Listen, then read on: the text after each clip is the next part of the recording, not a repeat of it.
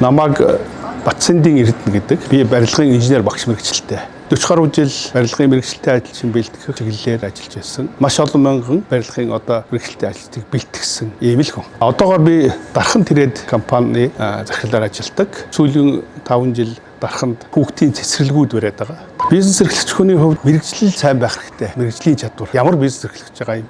Жишээлбэл барилгын бизнес эрхлэж байгаа бол барилгын өндөр мэргэжилтэй байх хэрэгтэй. Энэ мэргэжлийн чадвар гэдэг бол тухайн зүйлийг хийх чанарын хувьд хамгийн их нөлөөлдөг зүйл. Хоёрт нь бол хүн хамгийн их итгэл найдвартай байх хэрэгтэй. Хүнд худлаа хэлдэггүй. Хийл гэсэн бол заавал тэрийг хийдэг. Итгэлтэй найдвартай байж л хүн урагшлна. Гуравдугаарт бизнес эрхлэж байгаа хүмүүсийн хувьд хүмүүсийг өөртөө татчихдаг чадвартай байвал бизнес урагшаа явна. Хамгийн сүүлд уншсан ном ихтэй зэрэг би багаасаа Жол Верны зөвлөл зохиолуудыг их уншдаг байсан. Тэрийг эргээд харж байна. 1800-аад оны үеийн тэр эртний одоо зөгнжсэн бүх зүйлүүд одоо биелж байгаа нь 100 гаруй жилийн өмнө яаж тэгж зөгнжсэн бэ гэдэг нь дахин унших сонирхдаг.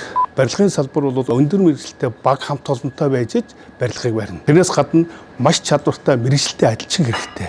Инженерийн сайн баг мэргэжилтэй ажилчинтай бизнесээ хийгээсэй л гэж хүсэж байна. GS1 Монгол бизнесийн глобал хэл